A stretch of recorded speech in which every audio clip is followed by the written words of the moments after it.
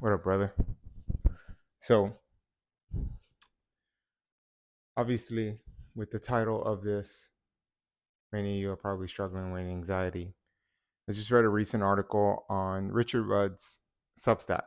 He's the author of Boys and Men. I've talked about that book several times on this channel already. And he was using statistics because he's really fighting for like the government to have an arm to support young boys and men, because we have one that supports young women, young girls, but not one for men. And men, everything you look at, college is going down, suicide rates, depression rates are skyrocketing, and less boys are, boys are not having sex. There's so much data out there, and right now the numbers are pretty low. And I think that's why it's not getting the attention it deserves. But what I love about Rich Rudd is that he's really shouting right now because he's like, this is going to get worse. We should catch it now. And men are struggling with bouts of depression, with bouts of anxiety because we're so unsure of the future. With the advent of the knowledge economy, people working from their computers, I'm one of those. More men are feeling like there's not any work out there. They're not getting educated. So, in order to get knowledge work, unfortunately, we have to follow this old archaic thinking that you need a college degree to get those jobs. I don't think so. And I've talked about that extensively on this channel, that you can learn anything in a weekend utilizing YouTube, especially if it's any software system, coding, anything like that, you can learn in no time. And we're struggling with anxiety because the future is uncertain. And that's what anxiety is. It's this worry, it's this constant nagging of looking into the future and being so unsure of what's about to happen that it just turns on your fight, flight, or freeze response. And sometimes that just happens out of nowhere. Sometimes it's even genetic. I'll give you an example for me. Growing up, I saw my mom struggle with anxiety often. She was a single mom, two kids, lived in a New York City public housing, and there were times where food stamps were around. She was on government food stamps because she didn't make enough money. So the government offered a percentage of food stamps for her. And with bills and everything, usually by the end of the month, there was nothing, no money left, no food stamps left. And sometimes the last week before she got her food stamps again, I'd eat rice with eggs or rice with ketchup. We'd have sandwiches for dinner. There were times that it was just really, really hard. And sometimes she wouldn't know if we'd be able to eat regular food, or you would see the fridge start emptying out by the end of the month. That can be quite scary. Luckily, that from my recollection, that never happened, but that anxiety was hitting my mom a lot. As I started to get older, I started to experience the same thing starting around 25, 26. I remember experiencing my first panic attack from just an insane amount of anxiety just hitting me at once. Me being home, I think I was sitting there watching TV by myself. I was living in China, and I just remember I couldn't breathe, chest tightened up, palms started to sweat. I thought I was gonna pass out, and I had to open the. I had a balcony. I had to open the sliding doors, just get some fresh air. Grabbed a bottle of water, and I just let it happen. That's all you can do, really, is just let it happen. I thought about going to the emergency room over there, but I was okay. And within the last few years, I've had a handful of them. And I like to be honest on this channel because I think a lot of people don't do that. Everyone wants to be fucking cool on these things and show you only 5 to 10% of their real life, of their life. So every person you watch on this channel, on YouTube, has some struggle. It might not be anxiety, it might be something else. Some of them talk about it: alcoholism, drug abuse, right? Maybe they have a physical illness that they have to handle every single day. I'm lucky to not have any of those. I'm unlucky to deal with anxiety every now and again. There are times where I have to give up coffee because the coffee obviously gives you more anxiety, which is crazy. But I wanted to share with you ways that I cope with it because maybe you do struggle with anxiety.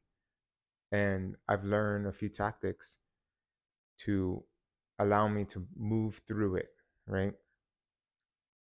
And one of those is breathing. I learned many years ago the Navy SEAL box breath. It's what calms them down. I mean, Navy SEALs, they're one of the first ones to go in, and they're, imagine that job must be terrifying. Yes, they're tough. Yes, they get all that training, but they're still human. They still have fears. So they utilize this breath to calm their nervous system down. Because at the end of the day, your nervous system, surprisingly, is more important than you think. Because you may think, because of what we've created as humans, that we're this, you know, we have this all this logic, but logic goes out the window when you're dealing with the actual very human parts of us. It's the first part of the brain that gets built anyway. The logical brain sits here. It's the last part. It's the last thing evolution did for us many, many years ago. Because evolution, it moves at a snail pace. But the biological brain that sits back here is the one that was first and the biggest.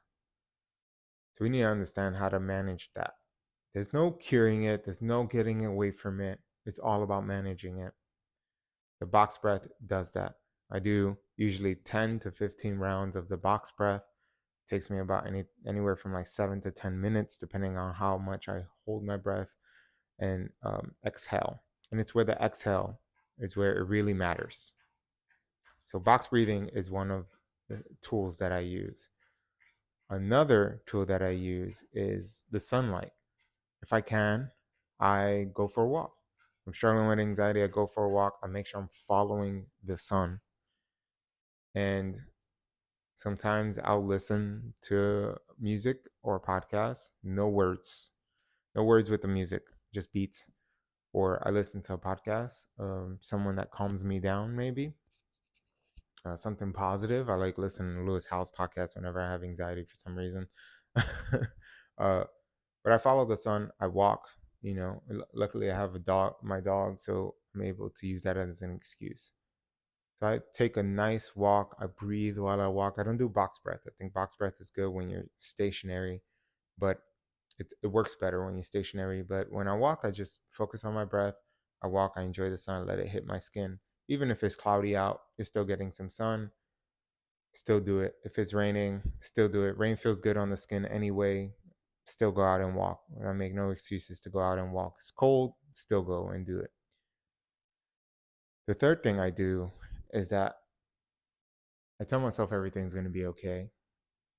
You know, obviously there's more steps to this, but this is what I do as a solo person. What if you're not able to reach anyone because it's the middle of the workday? Everyone's busy. You make calls, but folks don't pick up because it's busy.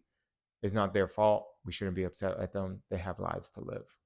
Sometimes it's not the case that you call somebody. I've done it. I've called people. They pick up. I talk to them, and that's help. But for the most part, it's good to be able to self-manage first before you have to go there. And when we struggle with an anxiety attack, you feel like you're dying. Your heart's beating really fast, shortness of breath, you're sweating, your blood like rushes from your extremities. It's terrifying. But we have these systems and tools that can help us come back to earth. It's like you ended up, something just blasted you into the sky and now you're floating, and that's a scary feeling. But we can manage it. We can cope with it.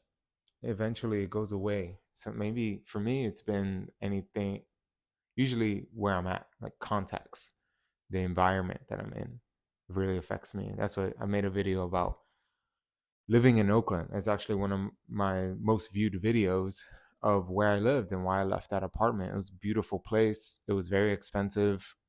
I was able to afford it at the time. And I couldn't stay there because I was struggling with anxiety living there. And then when I moved, and I moved more north of that area, Oakland, and I moved to a quieter place, anxiety went away until I lost my job. And that's a whole nother story, but at least I had that calm for the little bit between, because I was in a quieter place. I was in a safer neighborhood, less crime there. There's crime everywhere. You can avoid it, but less crime.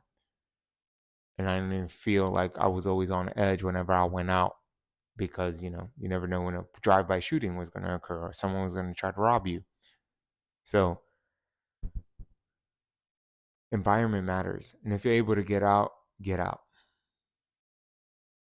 And if you're not, the tools at your disposal will at least help you until you're ready. But we cannot let it make us freeze. We must work to get out of it so that we don't experience that anxiety anymore. I hope that helps, brother. Anxiety sucks. It's tough. And usually it can lead to bouts of depression. But you're going to be okay. As long as you pick up your sword and shield and move forward. Until tomorrow.